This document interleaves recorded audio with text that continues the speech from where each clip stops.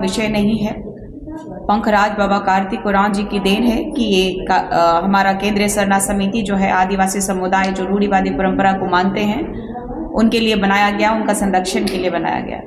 जल जंगल जमीन की लड़ाई हमारी शुरू से रही है, लेकिन आज इस देश का मूल मालिक अपने वास्तविक विकास के लिए राज्य की सरकार और केंद्र की सरकार से गुहार लगा रही है।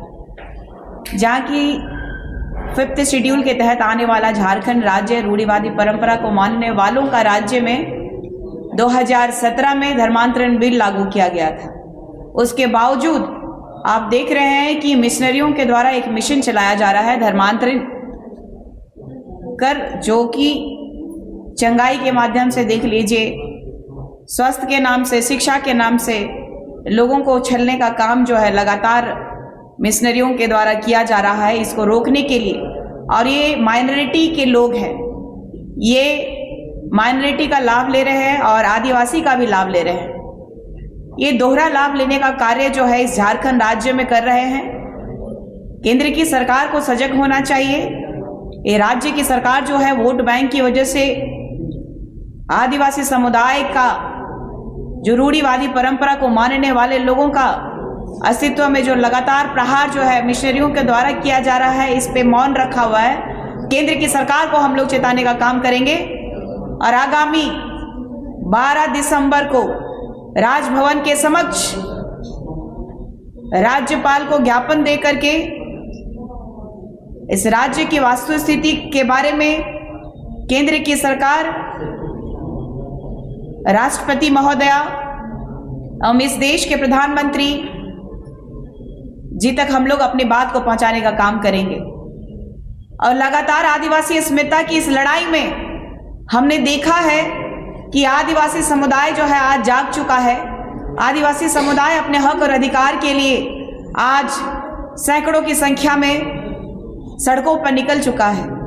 ऐसे में आज आपकी आदिवासी बेटी जो लगातार आपका जो समर्थन रहा है, अपील करती हूं कि आप लोग ज्यादा से ज्यादा संख्या में 12 तारीख को राजभवन के समक्ष आए और अपना शिक्षा का अधिकार, रोजगार का अधिकार इस क्षेत्र में, चाहे भारत देश में जितना आरक्षण का अधिकार है उसको छीनने ना दिया जाए, लूटने ना दिया जाए।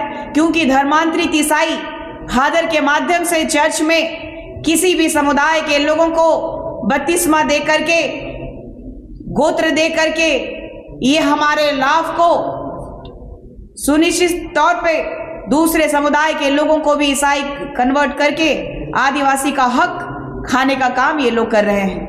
इसका विरोध करने के लिए आप सभी से मैं अपील करती हूं कि सरना समुदाय, रूढ़िवादी परंपरा को मानने वाले लोग अपने हक और अधिकार की लड़ाई में राजभवन के समक्ष उपस्थित हो और आपकी बेटी उस दिन आदिवासी अस्मिता को बचाने के लिए हमारा आरक्षण का दोहरा लाभ जो लोग के द्वारा लिया जा रहा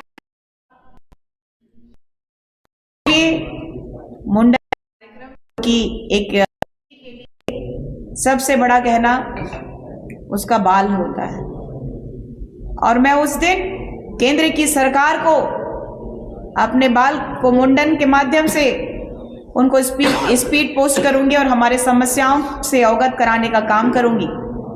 और मैं ये भी कहना चाहती हूं कि जो ईसाई धर्मांतरित लोगों के जो दलाल हैं, जो विदेशी धर्म को मानने वाले मिशनरियों के मिशन को कामयाब करने के लिए चंद पैसों के लिए अपना ईमान, अपना धर्म, अपनी संस्कृति, अपनी परंपरा का सौदा करने वाले उन दलालों को मैं चेताना चाहती हूं कि मुंडारी और उरांव करके लड़ाने का काम ना करे, नहीं तो देश का है और ईसाई करने वाले हैं तो यहां से कर दिया जाएगा। हमारे जल जंगल जमीन के साथ खिलवाड़ ना करें, हमारे खिलवाड़ ना करें।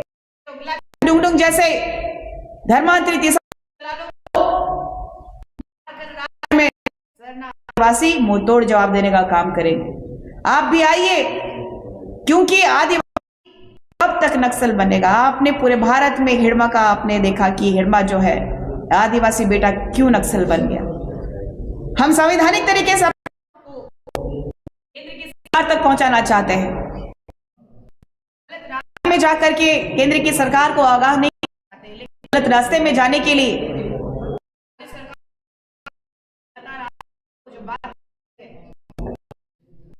तो उसके लिए अपना मुंडन कार्यक्रम को केंद्रीय सरना समिति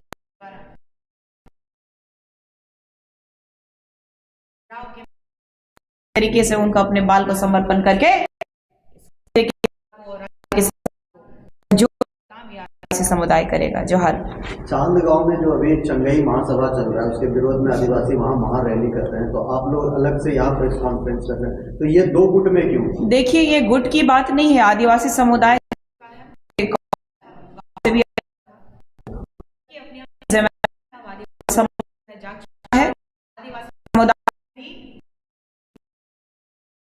और लगातार हमारे इतिहास के दर्ज है।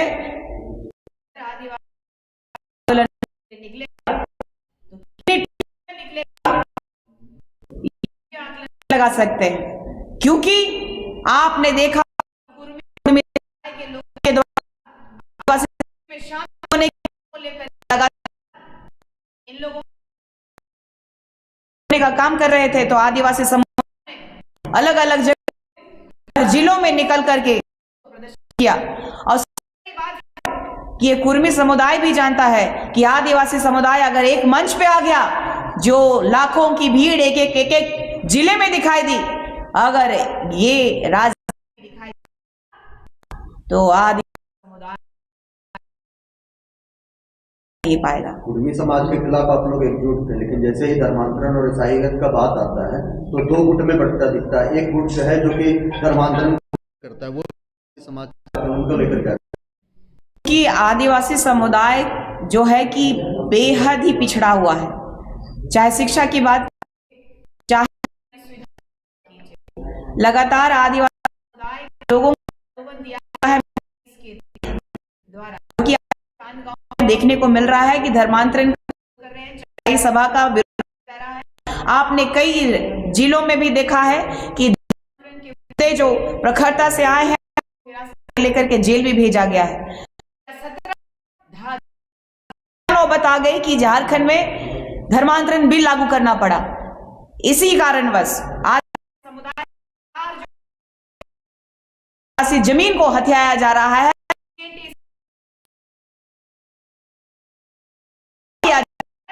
हमारे लोगों का धर्मांतरण कराया, हमारे ही। निशा जी, एक सवाल है में जब आप लोग प्रभात तारा मैदान में एकजुटता दिखाए थे जी, वहाँ पे जो आपके साथ हुई वो भी वैसे लोग थे जो पूर्व मंत्री रह चुके हैं और आदिवासी का अगुवा माने जाते हैं, बड़े चेहरे हैं। उसके बाद से लगातार एक दूसरे पे आरोप मढ़ने पे आप लोग मस्त हैं और कहीं ना कहीं ऐसे शब्दों का किया जा रहा है उच्चारण और बोला जा रहा है कि वो कहीं से जाए नहीं। कैसे आप लोग एक साथ होंगे और जीत पाएंगे? देखिए, चूंकि भारत के संविधान में भी और इस देश के न्याय का मंदिर में भी आपने देखा है कि इस देश का मूल मालिक आदिवासी है।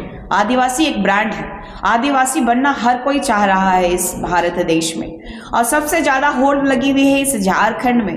और आपने देखा होगा कि झंडा प्रकरण जो हुआ था उस समय भी जो all India Christian minority front के अध्यक्ष प्रवीण कच्छप के द्वारा निशा भगत में केस किया गया था, और ये धर्मांतरित ईसाई मिशनरियों ने ये भी कहा कि निशा भगत जेल, लेकिन हमारे के बारे में इन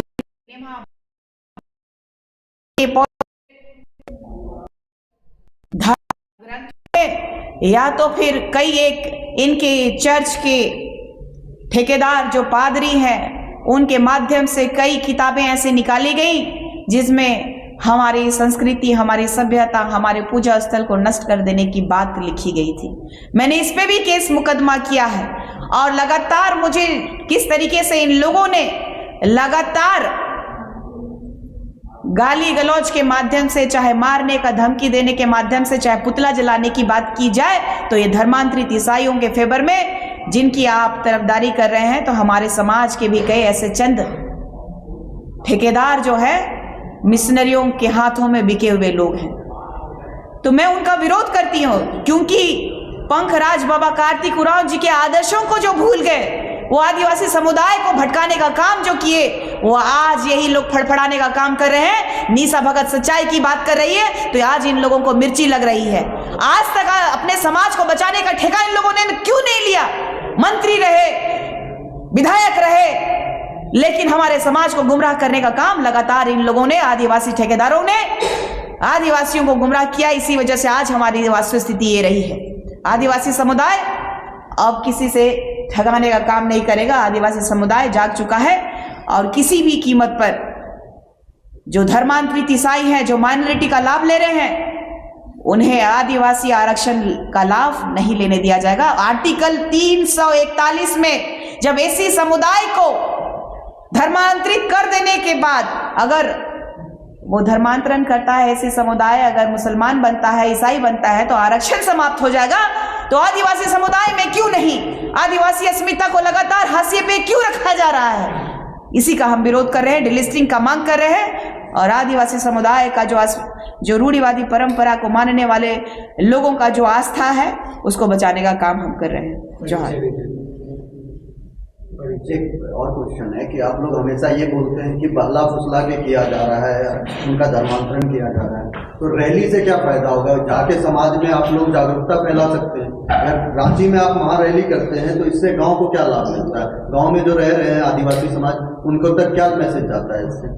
चूंकि आज के समय में सोशल मीडिया का जमाना है, लेकिन सोशल मीडिया भी हमारे लोगों तक पहुंच नहीं पाता है। कई गांवों में नेटवर्क नहीं है। तो आपको लगता है कि वहां जाके उनको जागरूक करना ज्यादा जरूरी है? चूंकि हमारे ये रैली का माध्यम भी होता है लोगों को जागरूक करने का, रैली का माध्यम भी होता है कि एक जनता को जगाने का और एक सरकार को जगाने का काम होता है। तो लगातार रैली के माध्यम से हमारा पूरा समुदाय को जगाने का काम हमारा समुदाय कर रहा है।